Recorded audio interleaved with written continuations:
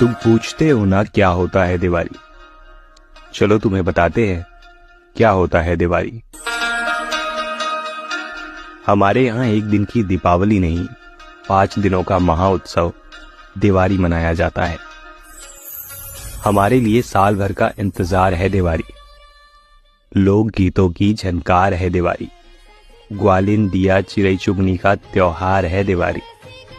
गौरा गौरी विवाह का उत्सव, गोवर्धन पूजा का महोत्सव, मातर और भाई दूज के खीर का उत्साह है दिवाली। खिचड़ी और कोहड़ा कुचई की सब्जी का स्वाद है दिवाली। घर से दूर रहने वालों के लिए घर जाने का अवसर है दिवाली। सबसे मिलने और घर परिवार के साथ आने का उत्सव है दिवाली। इसलिए तो कहते हैं Diwali is not a festival, it's an emotion for us.